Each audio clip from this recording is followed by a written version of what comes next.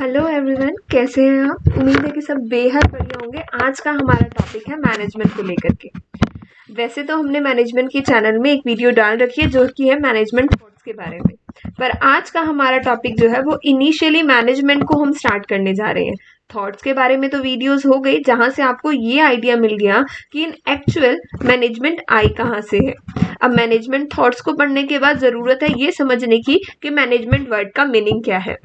अगर हम बात करें एक ऑर्गेनाइजेशन की, तो ऑर्गेनाइजेशन के अंदर हम मैनेजर्स को अपॉइंट करते हैं और वो मैनेजर्स ऑर्गेनाइजेशंस के गोल को अचीव करवाने में ऑर्गेनाइजेशन की मदद करते हैं। और कहा जाता है कि जो हमारा इंडिविजुअल होता है जिसे हम मैनेजर कहते हैं, वो पूरी तरीके से ऑर्गेनाइजेशन के लिए डिवोटेड है और ऑर्गेनाइजेशन के गोल को अचीव करवाने में वो हर वक्त अपनी कोशिश में लगा रहता है। और सबसे बड़ी प्रॉब्लम जो एक मैनेजर डील करता है जिस प्रॉब्लम से, वो ये है कि एक ऑर्गेनाइजेशन में इंडिविजुअल से कैसे इंडिविजुअल के अपने गोल को एक तरफ रख के ऑर्गेनाइजेशन के गोल को अचीव करवाया जाए। जैसे कि अगर मैं किसी ऑर्गेनाइजेशन में काम कर रही हूँ तो सबसे पहले मैं ये चाहूंगी कि मेरे पर्सनल गोल अचीव हो, उसके बाद मैं ऑर्गेनाइजेशन के गोल्स को अचीव करूँ। मैनेजर का यही काम है कि इंडिविजुअल के गोल को इंटीग्रेट कर दे, यानी कि मिला दे मैनेजमेंट के ऑर्गेनाइजेशनल गोल के साथ, ताकि इंडिविजुअल जब अपने गोल्स को पूरा करने के लिए मोटिवेट हो तो अपने आप से ही ऑर्गेनाइजेशन के गोल भी अचीव हो जाए।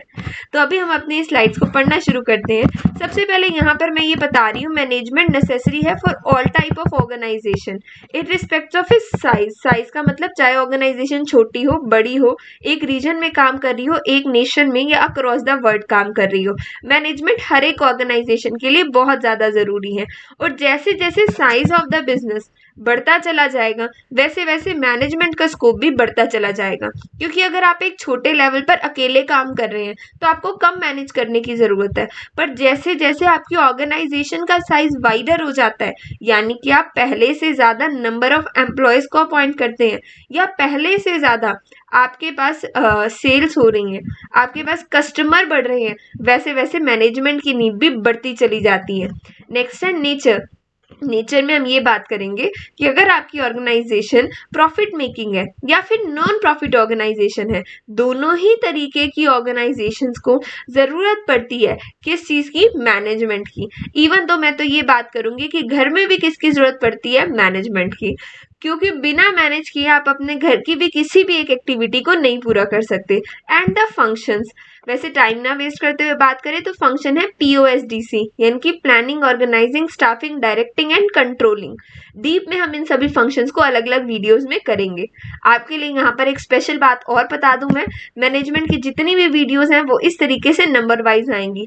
मैनेजमेंट थॉट्स की वीडियो हमारी इनिशियल वीडियोज है जिसमें हमने ये बताया कि मैनेजमेंट बनी कहाँ से है। अब ये मैनेजमेंट की फर्स्ट वीडियो है जहां से हमने मैनेजमेंट को कंप्लीटली कवर करना शुरू कर दिया है।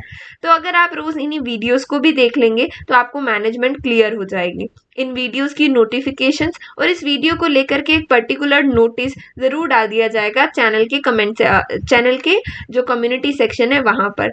तो उसके लिए अगर आप एक दो बार वीडियो के नीचे कमेंट भी कर देंगे तो टीचर जो अथॉरिटीज हैं उनको याद आ जाएगा और वो जरूर उसको डाल देंगे।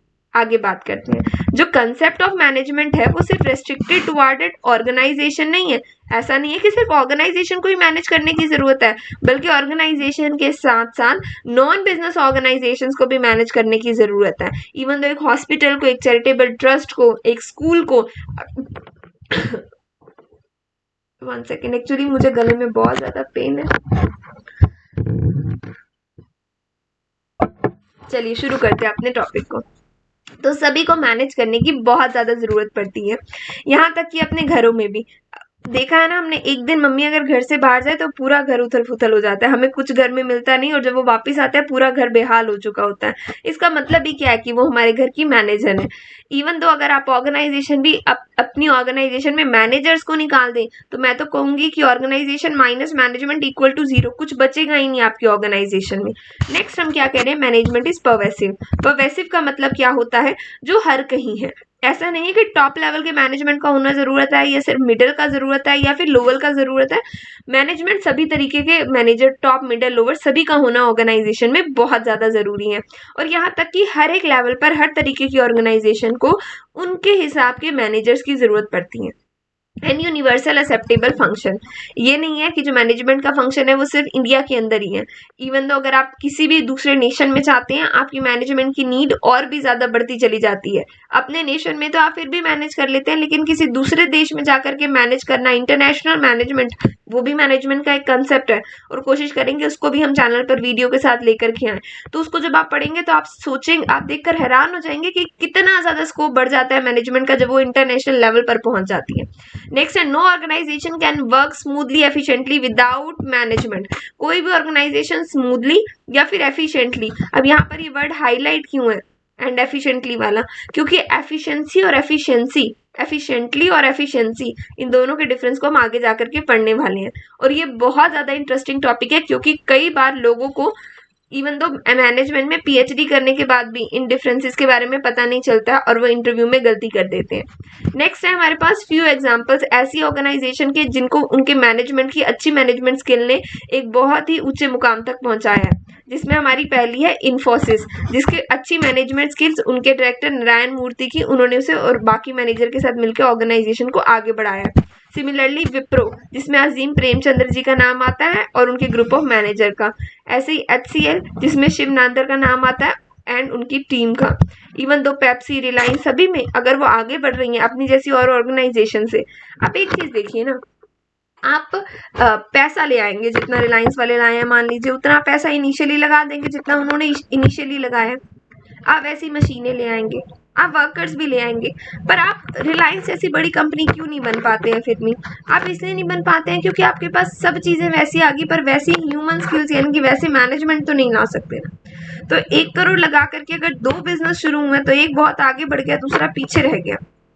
उसके पीछे रीजन ही क्या? उनकी मैनेजमेंट स्किल्स रीजन है। तो इवन तो कोई भी कंपनी, आप अच्छी कंपनी देख रहे हैं, उसके पीछे रीजन है उनकी अच्छी मैनेजमेंट।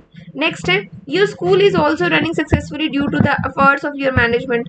2 स्कूल्स होते हैं, एक बहुत स्मूथली चल रहा होता है, दूसरे वाले में हर वक्त प्रॉब्लम्स आ रही होती हैं। क्यों? क्योंकि उसकी मैनेजमेंट अच्छी नहीं है। नेक्स्ट है, management is essential for all type of organization, business हो चाहे नॉन बिजनेस हो, कोई भी लेवल हो, टॉप मिडल लोअर सभी पर। अब ये टॉप मिडल लोअर लेवल्स कौन कौन से हैं, घबराने की जरूरत नहीं है, इसके लिए अलग से वीडियो जरूर आएगी। वीडियोज अब बिल्कुल सीरीज में और सीक्वेंस वाइज चलेंगी, तो आप बस चैनल के नोटिफिकेशन बेल आइकन को प्रेस करके रखिएगा, वीडियो आते ही आपको पता चल जाएगा। Next, as you have seen for the above example कि मैनेजमेंट एसेंशियल है और मैनेजमेंट एक ग्रुप एक्टिविटी है। कोई अकेला बंदा मैनेज कर लेगा ऐसा नहीं हो सकता, क्योंकि मैनेजमेंट में हमने ऑर्गेनाइजेशन के अंदर रहने वाले सभी लोगों को मैनेज करके चलना है। नेक्स्ट देखिए, मॉडर्न कंसेप्ट ऑफ मैनेजमेंट क्या है। मॉडर्न कंसेप्ट में सबसे पहली चीज आती है प्रोसेस। प्रोसेस में है POSDC यानी कि planning, organizing, staffing, directing and controlling, जिसको हम 5 फंक्शंस ऑफ मैनेजमेंट भी बोलते हैं। नेक्स्ट है इफेक्टिवनेस एंड एफिशिएंसी। इसमें भी घबराने की जरूरत नहीं है, इसका अगला ही हमारा टॉपिक है, यहाँ पर दिखा भी देती हूँ आपको। नेक्स्ट है achievement of group, individual, common and organizational goal. Management का काम होता है मैनेजमेंट के गोल्स को अचीव करवाना। गोल्स बेसिकली 3 तरीके के होते हैं। यहाँ आगे हमारे पास मैनेजमेंट के गोल्स अवेलेबल नहीं है, अभी हम यहाँ से करेंगे। ये रहे हमारे मैनेजमेंट के गोल्स कि कौन से 3 है, ऑर्गेनाइजेशन, सोशल और पर्सनल। बड़ी डीपली यहाँ पर करने वाले। तो अगर कोई पूछे कि मॉडर्न कंसेप्ट ऑफ मैनेजमेंट क्या है, वो एक प्रोसेस है, ये है मॉडर्न कंसेप्ट ऑफ मैनेजमेंट। दूसरा है इफेक्टिवनेस और एफिशिएंसी है, उसके अंदर ये है, और अचीवमेंट ऑफ ग्रुप, इंडिविजुअल और कॉमन गोल, ये है उसके अंदर मॉडर्न कंसेप्ट में। नेक्स्ट है difference between effectiveness and efficiency. Effectiveness और एफिशिएंसी क्या है, दोनों में क्या डिफरेंस है। तो यहाँ हम बात करते हैं इफेक्टिवनेस। कई बार लोग कंफ्यूज हो जाते हैं, मतलब को समझ नहीं पाते हैं। तो यहाँ मैं कहूँगी, यहाँ ये वर्ड दिख रहे हैं ना, टी, यहाँ से रट्टा लगा लीजिए। ये वर्ड है ना आपके पास टी, इसे एक टी वर्ड से रट्टा लगा लीजिए कि इफेक्टिवनेस वो है जहां पर टाइम पर काम पूरा हो रहा है, जहां पर हम एंड रिजल्ट की तरफ जा रहे हैं, ठीक है। लेकिन एफिशिएंसी के अंदर हमें ये नहीं चाहिए कि टाइम पर काम पूरा हो रहा है, क्या बोल रही हूँ मैं काम टाइम पर पूरा हो रहा है, अधूरा अधूरा सा आज मुझे लेक्चर लग रहा है, क्योंकि मैं तो आप लोगों को दिखने ही नहीं वाली यहाँ पर, कुछ नहीं होता। आप अपने बड़ा डल सा लगता है वीडियो, अगर वीडियो चैनल पर आ जाए और उसके बाद कमेंट्स ना आए तो बहुत सारे आप कमेंट कीजिएगा, जो भी आपकी क्वेरी हो वो पूछिएगा, कुछ और आपने बात करनी हो अपने पेपर से रिलेटेड वो कीजिएगा कमेंट सेक्शन हमेशा हरा भरा रहना चाहिए वीडियो के नीचे, तभी वीडियो बनाने वाले लोग मोटिवेटेड रहते हैं। अब हम अपनी मैनेजमेंट की पूरी सीरीज डाल रहे हैं, अगर आप अपनी क्यूरियोसिटी नहीं दिखाएंगे, हमसे इससे रिलेटेड क्वेश्चंस नहीं पूछेंगे, अपने सिलेबस नहीं भेजेंगे हमारे पास कि हमारे सिलेबस को कवर कीजिए, इस तरीके से काम कीजिए, ठीक है, तो हमें भी अच्छा नहीं लगेगा, हमें भी डल डल सा लगने लग जाएगा। तो हमें बोर मत करवाइएगा, ज़रूर ही ज़रूर आप चैनल के नीचे, वीडियो के नीचे कमेंट डालिएगा। जो पर्टिकुलर मेल आईडी अथॉरिटीज़ की आपके पास गिवन है वहाँ पर मेल ज़रूर पहुँचाइएगा कि वीडियो कैसे लगा, उसका फीडबैक कैसा है, क्योंकि वो सबसे ज़्यादा ज़रूरी है, मैं तो कहूँ। नेक्स्ट देखिए, एफिशिएंसी का मतलब होता है हम काम टाइम पर पूरा करें, लेकिन हमारे पास जो काम पूरा करने पर जो कॉस्ट है वो मिनिमम आए, वेस्टेज है जो वो कम हो, हमारा प्रॉफिट जो है वो मैक्सिमम हो, यानी कि एक अच्छे तरीके से काम को करना, वो एफिशिएंसी है। और वक्त पर काम करना वो इफेक्टिवनेस है। एफिशिएंसी में हम कॉस्ट बेनिफिट एनालिसिस को देखते हैं और ये कोशिश करते हैं हमारी कॉस्ट मिनिमम आए और हमारे प्रॉफिट मैक्सिमम हो जाए। कॉस्ट बेनिफिट एनालिसिस की जहां तक बात की जाए तो उसका एक फॉर्मूला होता है कॉस्ट, वैसे बेनिफिट बाय कॉस्ट भी ठीक लिखा है, पर यहाँ पर एक फॉर्मूला मैं आपको कहूंगी और ऐड कर लीजिए, वो है कॉस्ट बेनिफिट एनालिसिस का कॉस्ट डिवाइडेड बाय बेनिफिट। और हम ये कहते हैं कि ये जो वैल्यू है, जो कॉस्ट डिवाइडेड बाय बेनिफिट्स की आपके पास आई है, ये हमेशा हमारी वैल्यू 1 से छोटी छोटी आनी चाहिए इस फॉर्मूले के अकॉर्डिंग। इसमें 1 से बड़ी बड़ी आनी चाहिए, पर इस फॉर्मूले के अकॉर्डिंग 1 से छोटी छोटी आनी चाहिए। हम इस तरीके की भी यहाँ पर बात करके अपने कंक्लूजन ड्रॉ करते हैं, क्योंकि देखिए ना, कॉस्ट ऊपर है इस फॉर्मूले में, बेनिफिट्स नीचे, तो आप चाहेंगे ना बेनिफिट्स आपके ज्यादा हो तो वैल्यू 1 से छोटी छोटी। यहाँ पर बेनिफिट ऊपर है, कॉस्ट नीचे, तो क्या चाहेंगे, बेनिफिट ज्यादा हो और कॉस्ट नीचे, यानी कि वैल्यू 1 से बड़ी बड़ी। आगे देखिए, relation between effectiveness and efficiency. Effectiveness और एफिशिएंसी, इन दोनों वर्ड में क्या रिलेशन है? क्या अगर आपके ऑर्गेनाइजेशन में आपके वर्कर काम टाइम पर तो पूरा कर रहे हैं पर वेस्टेज बहुत ज्यादा कर रहे हैं, कैन यू टॉलरेट इट? क्या ये काम जमेगा, आपको चलेगा? बिल्कुल नहीं। आप हमेशा क्या चाहेंगे, काम टाइम पर पूरा हो लेकिन वेस्टेज भी कम से कम हो। दोनों एक ही साइड है, दोनों एक ही कॉइन की 2 साइड्स हैं, यहाँ पर मैंने इस चीज को लिखा भी है, क्योंकि आपको सिर्फ काम वक्त पर पूरा करवाना नहीं है, आपको उसका बेनिफिट भी मिलना चाहिए। अब वर्कर्स काम तो वक्त पर पूरा कर रहे हैं पर आपकी मशीन तोड़ देते हैं, तो क्या फायदा उस चीज का? कोई फायदा नहीं है। तो दोनों को टुगेदर लेकर के चले तभी बेस्ट रिजल्ट मिलेंगे ऑर्गेनाइजेशन में, नहीं तो आपका काम नहीं बनने वाला। नेक्स्ट है कैरेक्टरिस्टिक्स ऑफ मैनेजमेंट। मैनेजमेंट की क्या कैरेक्टरिस्टिक्स है? पहला है इसके अंदर गोल ओरिएंटेड। मैनेजमेंट एक गोल ओरिएंटेड प्रोसेस है, यानी कि मैनेजमेंट के हर एक फंक्शन एंड टुवर्ड होते हैं ऑर्गेनाइजेशनल गोल को और उसको अचीव करवाना चाहते हैं। नेक्स्ट है मैनेजमेंट इज पर्वेसिव। पर्वेसिव का मतलब यूनिवर्सल कंसेप्ट है, हर लेवल पर, हर टाइप ऑफ ऑर्गेनाइजेशन में, हर एक नेशन में लगाया जा रहा है। Next management is multi dimensional. Multi dimensional मतलब मैनेजमेंट कोई एक कंसेप्ट नहीं है, मैनेजमेंट मल्टी डायमेंशनल है, जिसमें होता है management of work, management of people, management of operation. काफी सारे एमसीक्यूज इसमें से बनते हुए मैंने देखे हैं कि मैनेजमेंट मल्टी डायमेंशनल कैसे है, और मैनेजमेंट के मल्टी डायमेंशन होने के पीछे 3 ये रीजन दे देंगे, एक और दे देंगे, कहेंगे टिक दैट वन, जो कि इनकरेक्ट है, इसके बीच में आपको उसको टिक करना है। मैनेजमेंट ऑफ वर्क के अंदर आप क्या क्या चीजों की बात करते हैं? प्लानिंग, ऑर्गेनाइजिंग एंड कंट्रोलिंग, ये 3 आएंगे। वैसे तो है planning, organizing, staffing, directing, controlling, पर पहले के 2 और आखिरी का 1, ये 3 आएंगे मैनेजमेंट ऑफ वर्क के अंदर। नेक्स्ट है मैनेजमेंट ऑफ पीपल के अंदर, बच के जो बीच के 2 स्टाफिंग एंड डायरेक्टिंग वो आएंगे। मैनेजमेंट ऑफ ऑपरेशंस में प्रोडक्शन, सेल्स और परचेज आएगा। वर्क का मतलब काम है, पीपल का मतलब लोग हैं, ऑपरेशन का मतलब रोज रोज होने वाले काम है, जिसमें हम क्या करते हैं, परचेज, सेल, प्रोडक्शन। किसी भी ऑर्गेनाइजेशन का बेसिक ऑपरेटिंग एक्टिविटी क्या है? बनाना, खरीदना, बेचना, यही है उसके लिए। नेक्स्ट है मैनेजमेंट इज कॉन्टिन्यूस प्रोसेस, लगातार चलने वाला प्रोसेस है। तो आपको एमसीक्यू में कॉन्टिन्यूस प्रोसेस को कब टिक करना है? आपने कंटिन्यूस प्रोसेस को तब टिक करना है अपने उसके अंदर जब आपको जो ऑप्शंस है, ऑप्शंस के अंदर आपको आ रहा हो नेवर एंडिंग, जो क्वेश्चन है never ending, perform continuously 24/7 365 days a year, इस तरीके की चीजें, कॉन्टिन्यूस लगातार चलने वाला। जो लोग ये सोचते हैं दैट POSDC मीन्स सी, यानी कि controlling is the end of management, बिल्कुल बेवकूफ है वो लोग, क्योंकि सी के बाद फिर से पी किया जाएगा, फिर से प्लानिंग की जाएगी और कॉन्टिन्यूसली वर्क चलेगा। Next management is a group activity. Management कोई भी बंदा आइसोलेशन में, अकेलेपन में मैनेज नहीं कर सकता। मैनेजमेंट तो बल्कि एक ग्रुप एक्टिविटी है, जिसमें हमें जरूरत पड़ती है किसकी? ग्रुप की, लोगों की। आप किसे मैनेज करेंगे? अकेले खुद को? या एक आपके साथ हो जाने से काम हो गया? नहीं, आपको लोगों को अपने साथ मिला करके चलना है। Next management is a dynamic function. Dynamic function का क्या मतलब है कि एनवायरनमेंट के चेंज होने से उसे भी चेंज होना पड़ेगा। क्या वो जो ब्यूरोक्रेटिक वाला कंसेप्ट था, स्ट्रिक्ट रूल्स वाला कंसेप्ट था, जहां पे वर्कर्स को मशीनों की तरह ट्रीट किया जाता था, लगा लीजिए उसे आज, देख लीजिए कितने दिन आपकी ऑर्गेनाइजेशन चलती है। बिल्कुल ऐसा नहीं हो पाएगा। मैनेजमेंट को एनवायरनमेंट के हिसाब से चेंज होने की जरूरत पड़ती है। और मैं तो कहूंगी जब से ये एलपीजी आए हैं, 1991 की पॉलिसी आई है, लिबरलाइजेशन, प्राइवेटाइजेशन, ग्लोबलाइजेशन, इवन तो इंडिया के अंदर भी जो बिजनेस ऑर्गेनाइजेशन है वो बड़ी जल्दी से बड़ी फास्टली चेंज हो रही है। और ऐसे चेंज को वैसे हम बोलते हैं विब्रेंट चेंज हो रहा है, विब्रेंट चेंज हो रहा है ऑर्गेनाइजेशन में। उससे पहले क्या था, स्टैगनेंट थी इकोनॉमी, लेकिन उसके बाद विब्रेंट हो गई है। अब स्टैगनेंट विब्रेंट क्या है वो इकोनॉमिक्स की क्लासेस में बात करेंगे। नेक्स्ट है due to the environmental changes. किस वजह से ये हुआ, एनवायरमेंट में चेंजेस होने की वजह से। अब बिजनेस के एनवायरमेंट्स कौन कौन से हैं, सोशियोलॉजिकल है, टेक्नोलॉजिकल है, डेमोक्रेटिक है। फिजिकल के अंदर हम गवर्नमेंट के एनवायरनमेंट की बात करते हैं, इकोनॉमिक के एनवायरनमेंट की बात करते हैं। तो ये सब एनवायरनमेंट में अगर चेंजेस आ रहे हैं तो आपकी मैनेजमेंट कैसे आइसोलेट होकर के खड़ी हो जाएगी कि हम नहीं बदलते। उसको तो बदलना पड़ेगा, क्योंकि आपने कंपटीशन तो जीतना है, नहीं तो कॉम्पिटिटर कर लेगा, कॉम्पिटिटर चेंज अडेप्ट कर लेगा, फर्स्ट मूवर एडवांटेज आपका कंपटीटर ले जाएगा। तो कॉन्टिन्यूसली आपको भी एनवायरनमेंट को स्कैन करना पड़ेगा और निकालना पड़ेगा कि अब आपको क्या रिजल्ट निकला है, कब आपको चेंज होना है, कितना आपको चेंज होना है। और इवन तो मैं ये कह करके चलूंगी, आप कितनी भी एनवायरमेंटल स्कैनिंग कर लें, होने वाले चेंज के बारे में आप 100 में से 80% अगर प्रिडिक्ट कर भी लें तो भी आप ये नहीं बता सकते कि उसका आपके बिजनेस पर किस हद तक और कितना असर पड़ेगा। आगे बात करते हैं, मैनेजमेंट इनटेंजिबल है।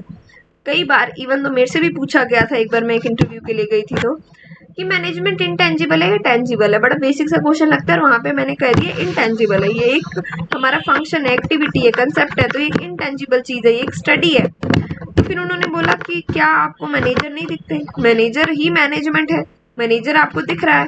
तो मैंने वहां पर फिर उन्हें बोल दिया नहीं नहीं नहीं, ये तो टेंजिबल है। फिर वो हंसने लगे क्योंकि उन्होंने मुझे फंसा दिया था वहां पर। मैनेजमेंट हमारा हमेशा ही इनटेंजिबल कंसेप्ट रहेगा, क्योंकि मैनेजमेंट एक साइकोलॉजी है, मैनेजमेंट हमारा एक स्किल है, और स्किल हमेशा इनविजिबल होती है,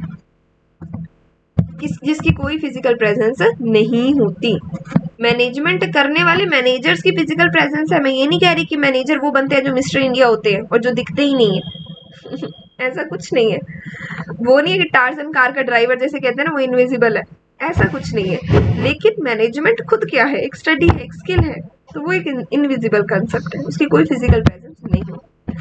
नेक्स्ट देखिए हमारे पास टॉपिक है ऑब्जेक्टिव ऑफ मैनेजमेंट। मैनेजमेंट की क्या ऑब्जेक्टिव है, तो मैनेजमेंट की बेसिकली 3 ऑब्जेक्टिव है, ऑर्गेनाइजेशनल, सोशल एंड पर्सनल। और खुद ऑर्गेनाइजेशन ऑब्जेक्टिव आगे 3 पार्ट में बटा हुआ है, survival, profit and growth. Video को लाइक जरूर कीजिएगा, बहुत लंबी वीडियो बन रही, काफी मेहनत लगती है जो वीडियो बनाई जाती है, क्योंकि पहले इसको लिखना, उसके बाद फिर इसको प्रेजेंट करना आप लोगों के आगे, उसके बाद रेट करना कि आप लोग कितने इस वीडियो को देख रहे हैं। वैसे ये वीडियो सभी के लिए है, मैं तो ये कहूंगी कॉमर्स और मैनेजमेंट से दोनों ही फील्ड से अगर आप रिलेटेड है, आपने किसी कॉमर्स मैनेजमेंट से रिलेटेड टेस्ट को देना है, आपने जनरल कोई स्टडीज करनी है, बीकॉम में है, एमकॉम में, कहीं पर भी है, आप इन वीडियोस को देख सकते हैं।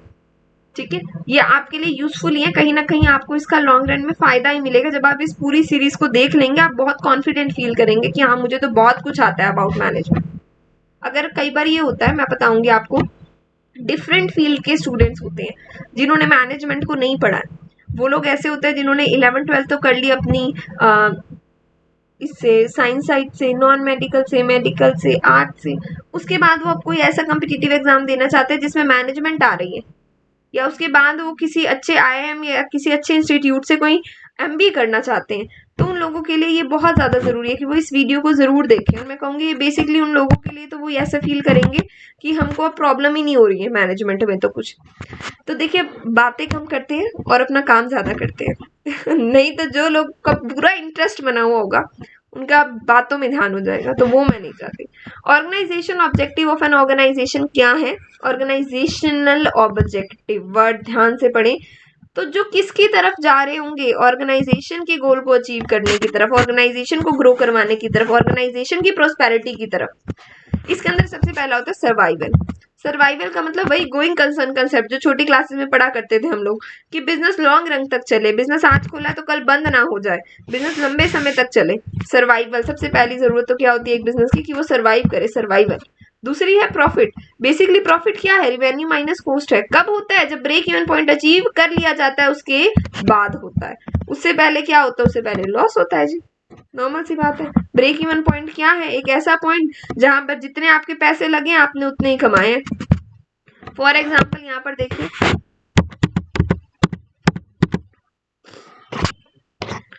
आपने किसी चीज को बनाया, उसकी आपने कॉस्ट लगाई, बनवाई लगाई आपने उसकी 1000 रुपये, और उसको जब आपने सेल किया यानी कि आपने बेचा, तो उसको बेचा भी कितने में, 1000 में।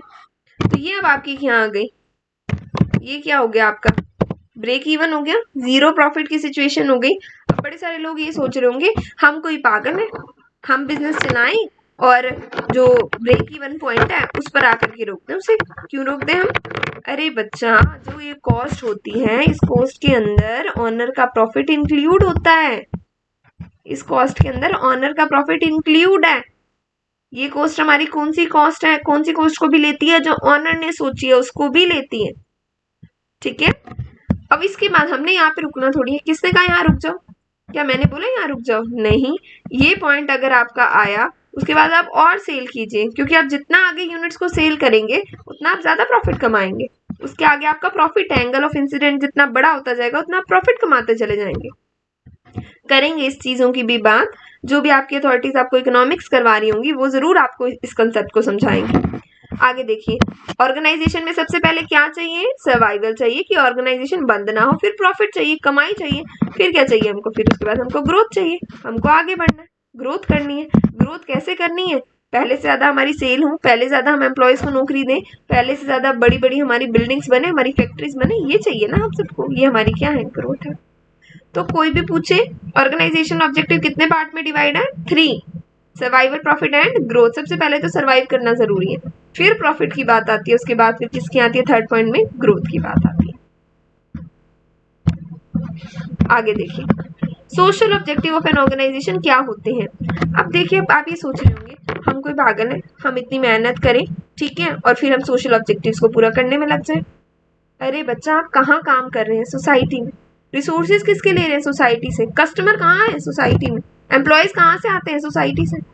तो क्या आप खुद कौन है? आप खुद भी तो एक बिजनेसमैन, भी तो एक सोशल बीइंग है। कोई एलियन तो है नहीं कहीं से उठ के आ गया, वो भी तो एक सोशल बीइंग है। तो एक सोशल बीइंग को सोसाइटी में क्या उसकी कोई रिस्पॉन्सिबिलिटी नहीं बनती वो कुछ भी सोसाइटी को दे? आपने फैक्ट्री लगाई, पोल्यूशन कर दिया, चाहे ज्यादा नहीं किया, कम कर दिया, तो क्या आप आपकी कोई नीड नहीं बन रही कि आप सोसाइटी को पे करें? बिल्कुल बन रही है। तो वही तो आपकी सोशल नीड है। तो जो भी कमिटमेंट ऑर्गेनाइजेशन की होती है टुवर्ड द सोसाइटी, वो उसके सोशल ऑब्जेक्टिव के अंदर आ जाता है, सोशल एम्स के अंदर आ जाता है। अब वैसे तो कंपनी एक्ट जो 2000 आपका 13 आया, उसके बाद एक अमेंडमेंट भी आई है 15 में मेरे हिसाब से, उसमें उन्होंने सोशल ऑब्जेक्टिव को लेकर के अपने क्लॉजेस बना दिए। अमेंडमेंट जो हुई है कि सोशल ऑब्जेक्टिव्स को, जो सोशल वेलफेयर है उसको करना, सोशल एक्सपेंसेस की मेरे ख्याल से कुछ करोड़ से ऊपर होने पर प्रॉफिट के एक लिमिट भी बना दिया, 2 या पता नहीं 3% की, इतने परसेंट ऑफ प्रॉफिट स्पेंड करना पड़ेगा। तो सोशल ऑब्जेक्टिव तो आजकल के टाइम पर इतना ज्यादा जरूरी हो गया। ऊपर से अगर आपने कस्टमर को अट्रैक्ट करना है, आप चाहते हो गवर्नमेंट आपके ऊपर कम रेगुलेशन लगाए, आपको अपने कस्टमर को अगर अट्रैक्ट करना है, तो भी सोशल ऑब्जेक्टिव पूरा कीजिए। जैसे हम कई चीजों की ऐड देखते हैं कि इसका इतना परसेंट जा रहा है एजुकेशन पे, इतना परसेंट जा रहा है गर्ल्स के, मान लीजिए गर्ल्स को कुछ फ्री एजुकेशन देने पर, तो हम अट्रैक्ट होते हैं टुवर्ड द प्रोडक्ट। नेक्स्ट देखिए, और गवर्नमेंट की भी हमारे ऊपर से रेस्ट्रिक्शन थोड़ी कम होती है, गवर्नमेंट भी हमारे ऊपर थोड़ा सा दया कर देती है, नेक्स्ट क्योंकि हम सोशल नीड्स पूरी कर रहे हैं। सोशल ऑब्जेक्टिव्स के अंदर एक ऑर्गेनाइजेशन के क्या क्या आ सकता है? Supply of the good quality products आ सकता है, अच्छा प्रोडक्ट बनाए जो किसी के लिए हजार्डस ना हो, जो मेल प्रैक्टिसेस ना करें आप, रिजनेबल उसका प्राइस रखें सोसाइटी के लिए, जनरल इकोनॉमी का वेलफेयर करवाएं आप, ठीक है, वेल्थ बढ़ाएं अपनी इकोनॉमी की, एनवायरमेंटल फ्रेंडली प्रोडक्ट बनाएं और एम्प्लॉयमेंट की अपॉर्चुनिटीज को जनरेट करवाएं। तो ये कुछ चीजें आ जाती हैं यहाँ पर। नेक्स्ट है हमारे पास कि पर्सनल ऑब्जेक्टिव क्या है। अब पर्सनल ऑब्जेक्टिव सबसे खतरनाक, मैं तो कहूँगी सबसे ज्यादा खतरनाक ऑब्जेक्टिव है पर्सनल ऑब्जेक्टिव, क्योंकि पर्सनल ऑब्जेक्टिव ऑर्गेनाइजेशनल ऑब्जेक्टिव के बिल्कुल अपोजिट चलता है। ऑर्गेनाइजेशनल ऑब्जेक्टिव कहता है काम करो, ज्यादा ज्यादा काम करो, ठीक है। पर्सनल ऑब्जेक्टिव कहता है आराम करो, ठीक है। पर्सनल ऑब्जेक्टिव कहता है पहले मेरी चीज पूरी होगी फिर ऑर्गेनाइजेशन को मैं प्रॉफिट करवाऊंगा, नहीं तो ऐसे ऑर्गेनाइजेशन को अगर प्रॉफिट होता है मेरी नीड्स पूरी नहीं होती, मैं काम ही नहीं करूंगा, मैं स्ट्राइक पे बैठ गया। तो ये सब चीजें नहीं होनी चाहिए। पर्सनल ऑब्जेक्टिव को भी एक ऑर्गेनाइजेशन के मैनेजर को अचीव करवाना चाहिए, तभी इंडिविजुअल ऑब्जेक्टिव अचीव होंगे। आप पर्सनल ऑब्जेक्टिव को पूरा किए बिना अगर सपने देख रहे हैं इंडिविजुअल ऑब्जेक्टिव, ऑर्गेनाइजेशन ऑब्जेक्टिव को पूरा कर देने के, तो इससे बेकार कोई सपना नहीं है, अपनी नींद खोल लीजिए। यहाँ पर देखिए पर्सनल ऑब्जेक्टिव के अंदर का दूसरा नाम होता है ह्यूमन ऑब्जेक्टिव या इंडिविजुअल ऑब्जेक्टिव। अब मेजर पर्सनल ऑब्जेक्टिव है क्या क्या? पहला है कॉम्पिटिटिव सैलरी, कि मेरा दोस्त जितनी सैलरी ले रहा है मैं उससे तो ज़्यादा लूँ, मैं उसके बराबर तो लूँ, अगर हम सेम पढ़े लिखे हैं, सेम हमारी क्वालिफिकेशन है तो। पर्सनल ग्रोथ, मुझे अपनी ट्रेनिंग चाहिए, अपनी डेवलपमेंट प्रोग्राम से मुझे भेजा जाए, मुझे नई चीज़ें और नई स्किल सिखाई जाए। नेक्स्ट है पीयर रिकॉग्निशन। पीयर रिकॉग्निशन के अंदर होता है जो मेरे फ्रेंड्स हैं, मेरे जो साथी हैं, मेरे जो साथ काम करने वाले लोग हैं, वो मेरी रिस्पेक्ट करें। नेक्स्ट है सोशल रिकॉग्निशन, कि सोसाइटी में मेरा नाम हो, सोसाइटी में मेरी इज्जत हो। तो एक ऑर्गेनाइजेशन में जितने उसको लग रहा है कि ऑर्गेनाइजेशनल ऑब्जेक्टिव पूरा करना जरूरी है, उतना ही उसको पर्सनल ऑब्जेक्टिव पूरा करना भी जरूरी है। नेक्स्ट देखिए इंपॉर्टेंस क्या है मैनेजमेंट की। वैसे तो मैनेजमेंट की इंपॉर्टेंस नेवर एंडिंग है, कभी खत्म नहीं हो सकती। आपकी इकोनॉमी को डेवलप करवाना, आपकी लोगों की लाइफस्टाइल को डेवलप करवाना, आपको इंटरनेशनल लेवल पर आपकी कंट्री को एक स्टेटस प्रोवाइड करवाना, ग्लोबल इकोनॉमिक वेलफेयर करवाना, ठीक है, अंडर डेवलप नेशन को डेवलप की रास्ते पर लेकर जाना, डेवलपिंग नेशंस को तेजी से डेवलपमेंट की तरफ लेकर जाना, ये सब मैनेजमेंट के ऑब्जेक्टिव इंपॉर्टेंस है। पर यहाँ मैंने कुछ ऑब्जेक्टिव्स लिखे, इंपॉर्टेंस लिखी है, जिसमें पहला अचीव द ग्रुप गोल। एक ऑर्गेनाइजेशन का काम है कि ग्रुप गोल, सभी के गोल्स को, यानी कि जो ऊपर जो भी आपने गोल्स और जो भी आपने एम्स पढ़े हैं अभी, ऑर्गेनाइजेशनल, पर्सनल, सोशल, उन्हें पूरा करवाना। Improve the efficiency. नेक्स्ट है ऑर्गेनाइजेशन में एफिशिएंसी को इम्प्रूव करवाना। एफिशिएंसी कैसे इम्प्रूव हो सकती है? आप एफिशिएंसी को इम्प्रूव कर सकते हैं अपनी काम समय पर पूरा करने के साथ साथ वेस्टेज को कम करके, क्योंकि वेस्टेज को कम करना भी ऑर्गेनाइजेशन के लिए बहुत ज़्यादा ज़रूरी है। आप वेस्टेज ज़्यादा करेंगे, आप कॉस्ट बढ़ाएंगे, आप कॉस्ट बढ़ाएंगे, आपका जो प्रॉफिट है उसका मार्जिन घटता चला जाएगा, कम होता जाएगा, लॉन्ग रन में बहुत ज़्यादा नुकसान झेलेंगे। तो एफिशिएंसी भी ज़रूरी है। नेक्स्ट है क्रिएट द डायनामिक ऑर्गेनाइजेशन। वैसे तो ऑर्गेनाइजेशन देखिए एनवायरनमेंट होता है हमारा, सिंपल इकोनॉमी होती है, कॉम्प्लेक्स इकोनॉमी होती है। सिंपल इकोनॉमी वो है जहाँ इंटरडिपेंडेंस बाकी सारे सेक्टर्स की एक दूसरे पर कम है, और कॉम्प्लेक्स में इंटरडिपेंडेंस ज़्यादा हो जाती है। तो एक डायनेमिक ऑर्गेनाइजेशन होती है जिसे कॉम्प्लेक्स एनवायरनमेंट में जीना है, जिसे कॉम्प्लेक्स एनवायरनमेंट में काम करना है। तो इसी तरीके से आपने अपनी ऑर्गेनाइजेशन को अगर डायनेमिक बनाना है तो आपने क्या करना है, कॉम्प्लेक्स एनवायरनमेंट में एनवायरमेंटल चेंजेस को अडेप्ट करते चले जाना है और एनवायरमेंटल स्कैनिंग को कॉन्टिन्यूसली करते चले जाना है। फर्स्ट मूवर की एडवांटेज लेनी है, आने वाले थ्रेट से पहले ही खुद को बचा लेना है। अपनी स्ट्रेंथ्स, अपनी वीकनेसेस, उनके ऊपर आपने काम करना है। एनवायरनमेंट में आने वाले अपॉर्चुनिटी को अपनी स्ट्रेंथ बनाना है, अपनी वीकनेस नहीं बनाना है। एनवायरनमेंट में आने वाले थ्रेड्स को हमने इस तरीके से यूज करना है कि वो थ्रेड भी हमारे लिए फायदेमंद हो जाए। तो ये काम कौन करेगा? मैनेजमेंट। नेक्स्ट है management help in achieving the personal goal. Management help करती है ऑर्गेनाइजेशन के पर्सनल गोल्स को अचीव करने में।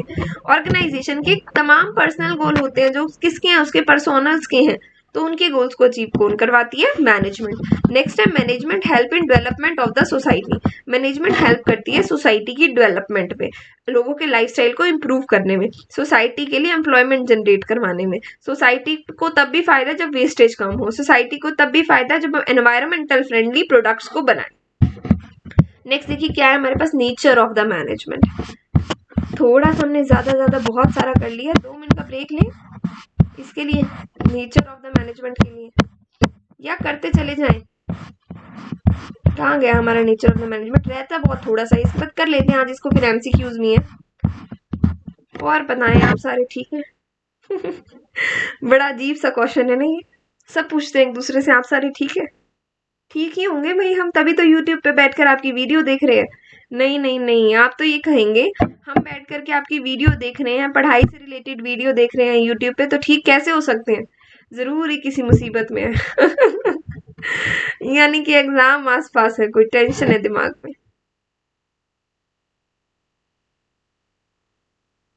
चाय पी लीजिए फ्रेंड्स। अभी तो मैंने अपना ही कैमरा साथ में लगाया नहीं है, नहीं तो आप देखते कि मैं कितनी चाय पीती हूँ। I love T.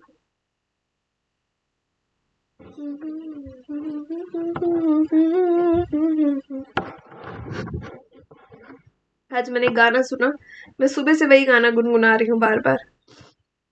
और सुना भी कैसे, हमारी गली में से वो होते हैं ना जो वेंडर्स होते हैं, सामान बेचने वाले होते हैं, वो गाते गाते जा रहा था, तेनू खेण वाली यारा कोई गले रही। तब से मैं इसी गाने को गुनगुना रही हूँ। I love to listen songs. Next देखिए नेचर ऑफ मैनेजमेंट क्या है। पढ़ाई की बात करते हैं भाई, पढ़ाई पर आते हैं। नहीं तो सर जरूर मुझे डांटेंगे वीडियो देखने के बाद कि ये क्या हो रहा था वीडियो में। देखिए, नेचर ऑफ द मैनेजमेंट, पहला management as arts, next management and science, उसके बाद है management as profession. Nature of the management का जब भी क्वेश्चन किसी से भी पूछा गया है तो इतिहास गवाह है उसने फालतू के जवाब ही दिए। यानी कि उसने मैनेजमेंट को इंटेंजिबल बोला है, उसने एम्स को डिस्क्राइब किया है, उसने कैरेक्टर्स को डिस्क्राइब किया है, पर नेचर को कभी किसी ने डिस्क्राइब नहीं किया नेचर पूछे जाने पर। तो यहाँ हम बात करते हैं नेचर ऑफ द मैनेजमेंट की, management as an art. Management art कैसे है, तो सबसे पहले हम ये बताएंगे ना आप लोगों को कि आर्ट क्या है। मैनेजमेंट तो मैं पिछले 10-15 मिनट से आपको पढ़ा ही रही हूँ कि मैनेजमेंट क्या है, पर आपको ये भी तो पता होना चाहिए ना कि आर्ट्स क्या है। तो अभी हम यहाँ पर देखते हैं कि आर्ट्स क्या है। आर्ट कोई भी सिस्टमेटिक बॉडी ऑफ नॉलेज हो सकती है जिसमें रिक्वायरमेंट पड़ती है आपको स्किल्स की, आपको अपनी क्रिएटिविटी की, आपके अपनी प्रैक्टिस की, एक अपनेपन और एक अपने टच की। जैसे ही आप एक कहीं से आप पढ़ते हैं आर्ट्स के बारे में, मैंने कहीं से पढ़ लिया, मैंने कहीं से म्यूजिक की स्टडीज को पढ़ लिया, म्यूजिक की कोई बुक ला करके, जैसे कि हमारे को 12th में लगती थी, मैंने उसको पढ़ लिया, लेकिन वो मेरी आर्ट तब बनता है जब मैं उसमें कुछ एक अपनी चीज, एक अपना ट्विस्ट, एक अपना एक फ्लेवर ऐड कर देती हूँ, तो वो हमारा आर्ट्स बन जाता है। तो वैसे ही मैनेजमेंट में भी क्या होता है, मैं तो कहूंगी एक्सप्लेन करने से पहले ही मैं तो यहाँ पे ये बात कहूंगी आपको कि जो हमारी मैनेजमेंट है ना वो पूरी तरीके से आर्ट ही है।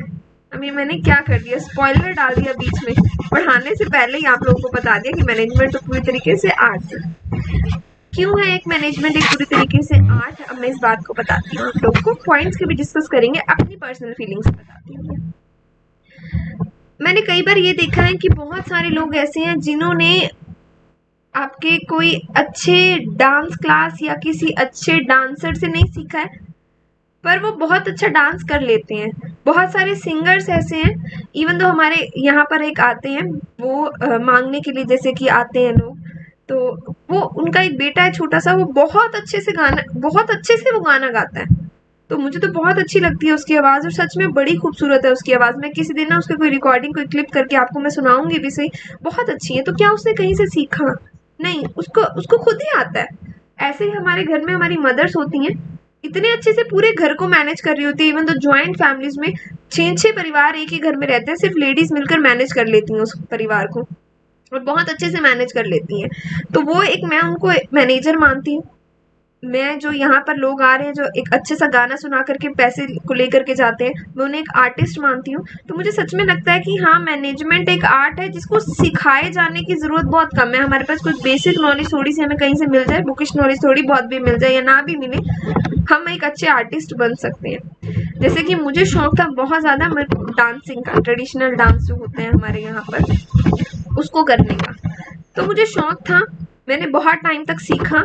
एक बहुत अच्छे, मैं कथक बहुत अच्छा करती हूँ, पर यहाँ का हमारा ट्रेडिशनल डांस वो है नहीं। तो मुझे बहुत मन था कि मैं यहाँ का ट्रेडिशनल डांस सीखूँ। इसके लिए मैंने अकेडमी भी ज्वाइन की, काफ़ी पैसे भी लगाए, काफ़ी मेहनत भी की। कहीं ना कहीं एक बार मैंने स्टडी को भी एक तरफ रख करके सीखा, लेकिन मैं नहीं सीख पाई, क्योंकि मुझे लगता है ऐसे ही आप कई बार होता है, IIM से बच्चे ने मैनेजमेंट की डिग्रीज ले रखी है, पर वो एक अच्छा मैनेजर प्रूव नहीं हो रहा, वो अच्छे से ऑर्गेनाइजेशन को मैनेज नहीं कर पा रहा, इवन तो अपने काम को भी मैनेज नहीं कर पा रहा वो अच्छे से।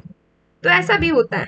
तो चलिए बात करते हैं आर्ट्स क्या होती है। आर्ट एक सिस्टमेटिक बॉडी ऑफ नॉलेज होती है जिसके अंदर रिक्वायरमेंट होती है क्रिएटिविटी, स्किल और प्रैक्टिस की। सबसे पहला आर्ट में जो पॉइंट होता है वो होता है सिस्टमेटिक बॉडी ऑफ नॉलेज, कि जो आर्ट है उसकी सिस्टमेटिक बॉडी ऑफ नॉलेज यानी कि बुकिश नॉलेज, उसका स्टडी मटेरियल अवेलेबल है। जैसे आप म्यूजिक की बुक्स 12th क्लास में पढ़ते हैं, सिमिलरली डांसिंग की भी बुक्स आती है, सिंगिंग की भी रिलेटेड बुक्स आ रही है, तो मैनेजमेंट की भी रिलेटेड बुक्स आ रही है। इट मीन्स ये वाला जो पॉइंट है आर्ट का, ये सिस्टमेटिक बॉडी ऑफ नॉलेज वाला, वो आपका मिल रहा है किसके अंदर?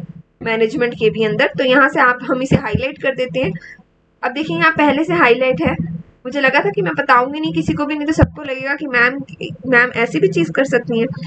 हुआ क्या, मैंने स्क्रीन रिकॉर्डिंग स्टार्ट की, अपनी वीडियो को बनाना शुरू किया, लेकिन उस वीडियो में मैंने उसको स्टार्ट कर दिया स्क्रीन रिकॉर्डिंग को बनाना, लेकिन पता नहीं कोई टेक्निकल एरर की वजह से ना मेरी मेन डेस्कटॉप की स्क्रीन नहीं दिखती रही, और मैंने पूरी लगभग वो मेरे ख्याल से 1.5 घंटे की वीडियो बनी थी, जो सबसे पहले मैंने ये समझाने की बनाई थी। और मैंने उस पूरी को बना दिया, और उसके बाद जब मैंने उसे देखा तो बस मैं बड़ी ज़्यादा परेशान हो गई कि ये क्या हो गया। 1.5 घंटे की मेहनत पानी होगी मेरी तो। वहाँ कुछ नहीं दिख रहा है, वहाँ सिर्फ डेस्कटॉप है, डेस्कटॉप पे मेरी नीस की फोटो लगी है, बस वो दिख रही है और मैं बोलती जा रही हूँ कि ये देखिए यहाँ पर ये मैनेजमेंट को हमने आर्ट्स प्रूव कर दिया है, ये देखिए मैंने इस पॉइंट को हाईलाइट कर दिया है। बाद में पता चला कि इतना मजाक बना मेरे घर पे मेरी उस वीडियो को देख करके कि क्या चल रहा है। तो कई बार बड़ी फनी चीजें कर देते हैं हम लाइफ में। सिस्टमेटिक बॉडी ऑफ नॉलेज हो गया जी, समझ आ गया। यानी कि जैसे आपके पास आर्ट्स की सिस्टमेटिक बॉडी ऑफ नॉलेज यानी कि बुक्स अवेलेबल है, वैसे ही आपके पास मैनेजमेंट की भी है। ये पॉइंट मैंने अब हाईलाइट करना था, पर ये ऑलरेडी हाईलाइटेड है। उसके पीछे एक सीक्रेट है जो आप लोगों को पता है, पर हम ज्यादा किसी को बताएंगे नहीं, ज्यादा अपने सीक्रेट शेयर नहीं करते। चलिए आगे देखिए, जो आपकी आर्ट्स होती है उसमें पर्सनलाइज्ड एप्लीकेशन होती है, यानी कि एक बंदा अपने ढंग से अपनापन डालता है उसको और उसको अपने हिसाब से चलाता है। सिमिलरली मैनेजमेंट में भी जो प्रिंसिपल हमने सीखे हम उस प्रिंसिपल को एज इट इज नहीं लगाते हैं, उसमें हम एक अपनापन, एक अपना ट्विस्ट डाल करके ही उसको यूज करते हैं। और हर मैनेजमेंट का एक अपना स्टाइल होता है, जैसे हर आर्टिस्ट का एक अपना स्टाइल है। एक बेसिकली एक सॉन्ग को हर कोई अपनी मर्जी से अपने हिसाब से गाता है, उसी तरीके से। नेक्स्ट है based upon practice and creativity.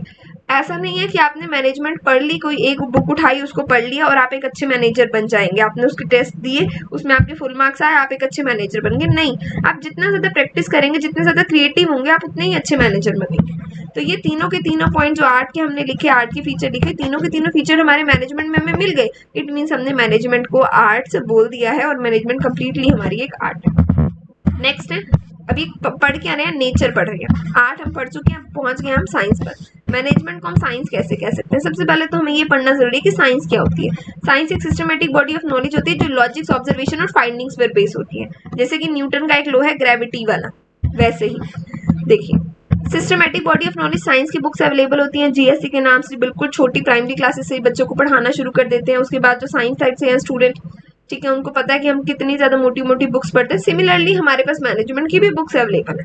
तो पहला पॉइंट तो हमारा पूरा फिल हो गया, इसको हम हाईलाइट कर देते हैं जो कि पहले हाईलाइटेड है। नेक्स्ट है बेस्ड अपॉन लॉजिक्स। जो हमारी साइंस है वो लॉजिक्स पर बेस्ड होती है। जैसे कि हमने साइंस में बोला कि H2 में O मिला, वाटर बन गया, लेकिन हर बार मैनेजमेंट के पॉइंट्स को हम इसी तरीके से लॉजिकली नहीं लगा सकते। और जहां पर भी ह्यूमंस की, लोगों की बात आती है, मैं तो कहूंगी वहां लॉजिक बिल्कुल नहीं लगते। जो भी सोशल एक्टिविटी है वहां लॉजिक्स बिल्कुल नहीं लगते। आप कैसे लॉजिक्स को लगा सकते हैं लोगों पर? बिल्कुल भी नहीं। वो वहां एक फीलिंग है, वहां एक इमोशन है, वहां एक सेंसिटिव टच है।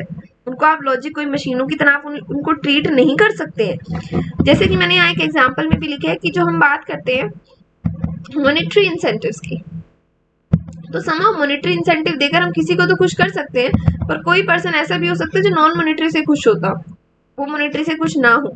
या कोई पर्सन ऐसा हो जो नॉन मॉनेटरी से खुश ना होता हो, मॉनेटरी इंसेंटिव से खुश हो। यानी कि अगर हम अच्छा काम करें, आपने मेरे को कमेंट सेक्शन में कमेंट्स अच्छे अच्छे दे दिए, मैं खुश हो गई कि नहीं मेरी वीडियो को लाइक किया जा रहा है, पसंद किया जा रहा है, आई एम हैप्पी। तो ये हमारे हो गए non monetary incentive. Monetary incentive में कोई बंदा होगा जिसको कमेंट से, लाइक से, लोगों से पसंद कर रहे, इस चीज से कोई मतलब नहीं है। उसको एक ही चीज से मतलब है कि अगर मेरा काम अच्छा है मुझे पैसे ज्यादा मिले। तो ऐसे भी लोग हो सकते हैं सोसाइटी में। नेक्स्ट, तो बेस्ड अपॉन नॉलेज, लॉजिक हमारी साइंस तो है पर हमारी जो मैनेजमेंट है वो नहीं है।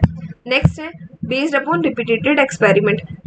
जो हमारा प्रिंसिपल होते हैं साइंस के, जैसे न्यूटन का लॉ है एप्पल का नीचे गिरना, और उसने उसको देखा कि वो बार बार अर्थ की तरफ अट्रैक्ट हो रहा है। इट मीन्स कुछ तो है, कोई ग्रेविटेशनल पुल है, कोई खिंचाव है अर्थ के अंदर जो उस एप्पल को अपनी तरफ खींचता है। फिर उसने और चीजें गिरा गिरा कर देखी, उसने देखा कि अरे बाबा हर चीज अर्थ की तरफ खींच रही है, इसका मतलब अर्थ एक मैग्नेट की तरह है जो चीजों को अपनी तरफ खींचती है, ग्रेविटेशनल फोर्स है। रिपीटेड एक्सपेरिमेंट, ठीक है। और ये पॉइंट हमारा मैनेजमेंट में भी होता है। मैनेजमेंट के जितने भी प्रिंसिपल हैं वो ऐसा नहीं कि एक बार हमने देखा कि ऐसा हो रहा है और मैनेजमेंट के वो हमने प्रिंसिपल बना दिए, नहीं, वो भी रिपीटेड एक्सपेरिमेंट से बने हैं। नेक्स्ट है हमारा यूनिवर्सल वैलिडिटी। जो साइंस के प्रिंसिपल हैं वो भी यूनिवर्सली वैलिड है, जैसे कि मैनेजमेंट के प्रिंसिपल यूनिवर्सली वैलिड है। तो ये दोनों पॉइंट, सॉरी, मैनेजमेंट के प्रिंसिपल हमारे यूनिवर्सली वैलिड नहीं है, क्योंकि जिस तरीके से आप इंडोनेशिया के लोगों को मैनेज कर रहे हो, सेम उसी तरीके से आप रोहतक के या इंडिया के या दिल्ली के या कहीं के भी लोगों को मैनेज नहीं कर सकते हैं। ऐसा क्यों होता है? क्योंकि लोग हर जगह बदल रहे हैं, सोसाइटी बदल रही है, ट्रेडिशन बदल रहे हैं, कल्चर बदल रहे हैं। जैसे एक जापानीज फर्म मैनेज होती होगी, जैसे एक जापानीज स्कूल मैनेज होता होगा, वैसे एक इंडियन स्कूल या एक इंडियन फर्म मैनेज नहीं होती होगी, तो यूनिवर्सल एप्लीकेबिलिटी का कंसेप्ट साइंस में है पर हमारे मैनेजमेंट में नहीं है। नेक्स्ट, ऑन कंपेयरिंग, हमें ये पता चल गया कि जो फीचर है साइंस के वो आर्ट्स में कुछ तो, मैनेजमेंट में कुछ तो प्रेजेंट है पर सारे प्रेजेंट नहीं है, इसलिए हम मैनेजमेंट को साइंस ना कह करके सोशल साइंस या इनएग्जैक्ट साइंस भी बोल सकते हैं। नेक्स्ट हमारा लास्ट पॉइंट, उसके बाद हम करेंगे थोड़े से एमसीक्यू। वीडियो को फटाफट से खत्म करते हैं। जो भी टॉपिक ना समझ में आए आप कमेंट सेक्शन में पूछ सकते हैं, जो हमारी मेल आईडी है जो अबाउट चैनल के अंदर आपको मिल जाएगी, वहां पर भी पूछ सकते हैं। अगर आपको कोई इससे रिलेटेड अलग से कुछ एमसीक्यूज चाहिए हो, आपको चाहिए हो कि आपको ये पीडीएफ चाहिए हो, तो उसके लिए भी आप हमारी जो मेल आईडी है उस पर कॉन्टेक्ट कर सकते हैं हमारे टीचर से। नेक्स्ट है मैनेजमेंट एज प्रोफेशन। मैनेजमेंट को आप प्रोफेशन कब बोलते हैं? प्रोफेशन कोई भी ऑक्यूपेशन, किसी का कोई भी पेशा हो सकता है जिसके अंदर स्पेशलाइज नॉलेज, स्किल, ट्रेनिंग, कोई प्रोग्राम, कोई टेस्ट वगैरह दिया जाता है। जैसे कि एक डॉक्टर होता है, एमबीबीएस करता है, नीट एग्जाम को देता है, एमडी करता है, तो वो एक डॉक्टर बनता है। ठीक है, वो डॉक्टर की डिग्रीज लेता है, कहीं ना कहीं वो उनकी अपनी ऑर्गेनाइजेशन है जो उन्हें सर्टिफिकेट दे रहे हैं, उनको सर्टिफाई कर रही है। तो क्या ये मैनेजमेंट में है या नहीं, उसके बारे में बात करते हैं। सबसे पहला well defined body of knowledge. ये क्या हो रहा है? Well defined body of knowledge. Management में well defined body of knowledge होती है, उसकी बुक्स हैं और सिमिलरली साइंस की भी हैं। ये पॉइंट तो रिपीटेड चल रहा है, सॉरी, प्रोफेशंस की भी होती हैं, डॉक्टर्स की भी होती हैं, लॉयर्स की भी होती हैं, सीएस की भी होती हैं, सीएस की भी होती हैं, सीडब्ल्यूएस की भी होती हैं। तो हाँ, ये तो पॉइंट है और ये तो रिपीटेड चल रहा है पिछले 2 से, तो इसमें कोई दिक्कत नहीं है। नेक्स्ट देखिए, रेस्ट्रिक्टेड एंट्री। प्रोफेशन में एंट्री रेस्ट्रिक्टेड होती है। आपको कोई पर्टिकुलर पेपर देना है, किसी पर्टिकुलर इंस्टीट्यूशन में जाना है, तो जाकर आप एक अच्छे प्रोफेशनल बन सकते हैं, पर मैनेजमेंट में ऐसा कुछ नहीं होता। हाँ, आईआईएम्स है, वहां पर रेस्ट्रिक्टेड एंट्री है, पर ऐसा नहीं है कि जो आईआईएम से पढ़ेगा सिर्फ वही एक अच्छा मैनेजर बन सकता है या वही मैनेजर बन सकता है।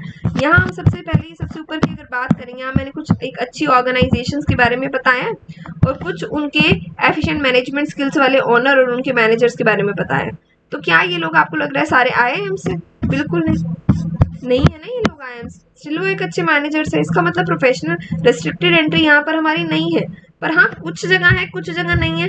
हो सकता है आने वाले टाइम पर इसको एक तरीके से इम्पोज कर दिया जाए एज मैंडेटरी, पर अभी ये मैंडेटरी नहीं है। नेक्स्ट है presence of the professional association like AIM में। ऑल इंडिया मैनेजमेंट एसोसिएशन होती है एआईएम में।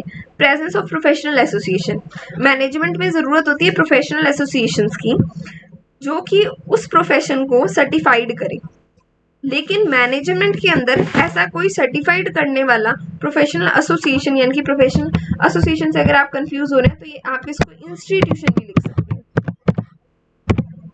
इंस्टीट्यूशन होता है, जैसे डॉक्टर्स का होता है, जैसे हमारे सीए का होता है, सीडब्ल्यूएस का होता है, सीएस का होता है, ठीक है, उस तरीके से। नेक्स्ट है एथिकल कोड।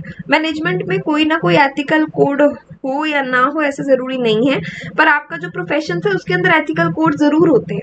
कैसे होते हैं आपके प्रोफेशंस के अंदर एथिकल कोड्स?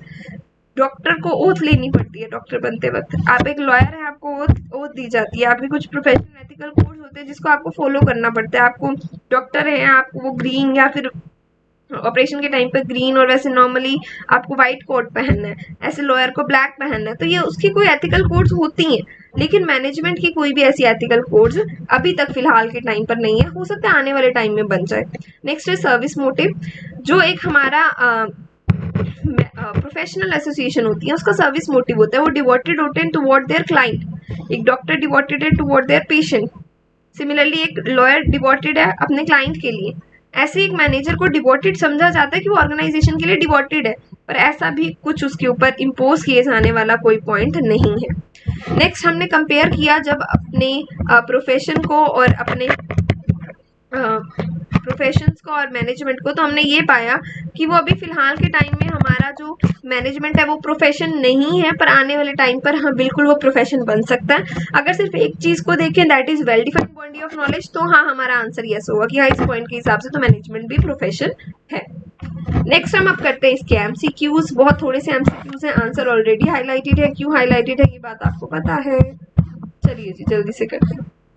इनमें से कौन सा फंक्शन ऑफ मैनेजमेंट नहीं है? प्लानिंग, स्टाफिंग, कोऑपरेटिंग या कंट्रोलिंग। देखिए, planning, organizing, staffing, directing and controlling, यानी कि ये पहला, दूसरा और ये चौथा, ये दोनों फंक्शंस हैं, पर कोऑपरेशन कोई फंक्शन नहीं है, ये एसेंस ऑफ मैनेजमेंट होता है। Next, management is art, science, both या नन। मैनेजमेंट को एज अ ये पॉइंट कहाँ से उठाया गया है? उनके नेचर में से। ये क्या हुआ?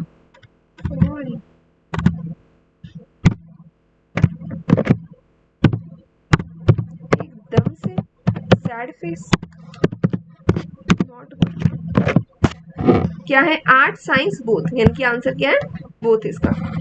Which of the following is not the objective of management? कौन सा मैनेजमेंट का ऑब्जेक्टिव नहीं है? वैसे मैनेजमेंट के 3 ऑब्जेक्टिव है, ऑर्गेनाइजेशनल, सोशल, पर्सनल। ऑर्गेनाइजेशन के फर्दर 3 है, सर्वाइवल, प्रॉफिट, ग्रोथ। क्या प्रॉफिट है? बिल्कुल है।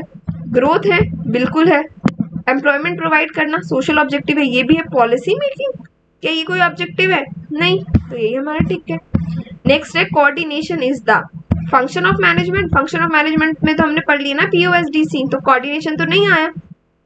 एसेंस ऑफ मैनेजमेंट अभी बताया कि वो एसेंस ऑफ मैनेजमेंट ही है। ऑब्जेक्टिव भी हमने पढ़नी है, ऑर्गेनाइजेशनल है, पर्सनल है, सोशल है, ऑर्गेनाइजेशन की फर्दर पार्ट है। कहीं पर भी हमने कोऑर्डिनेशन नाम की तो कोई चीज नहीं पढ़ी, इट मीन्स कोऑर्डिनेशन नहीं है। Next, management is dash as it can not be seen, इसे देखा नहीं जा सकता, टच नहीं किया जा सकता, तो मैनेजमेंट क्या है? It is an intangible force. Management एक इनटेंजिबल फोर्स है। Next, task of management is ongoing, लगातार चलने वाला है। किस पॉइंट को, किस करेक्टर को या किस हमारे फंक्शन को यहाँ पर हाईलाइट किया गया? ऑनगोइंग मतलब कॉन्टिन्यूअस को।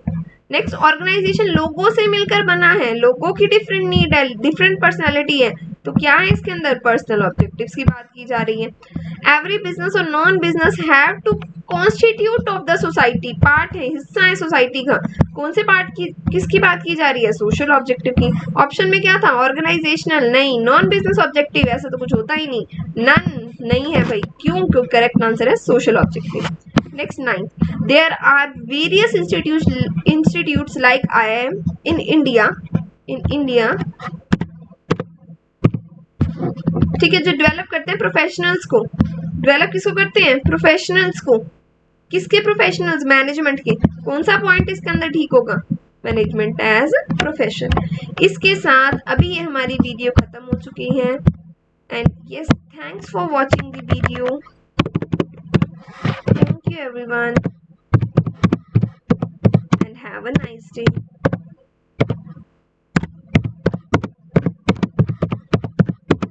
सबसे इम्पोर्टेंट, चैनल को सब्सक्राइब करना, बेल आइकन को प्रेस करना, और यस, हमारे चैनल पर विजिट करके जो भी क्वेरी हो उसको पूछना, क्योंकि आपकी फीडबैक बहुत ज़्यादा ज़रूरी है। हमारी नई सीरीज़ मैनेजमेंट को लेकर के बहुत ज़्यादा ज़रूरी है आपका फीडबैक, तो अपनी फीडबैक ज़रूर दीजिएगा। Thank you.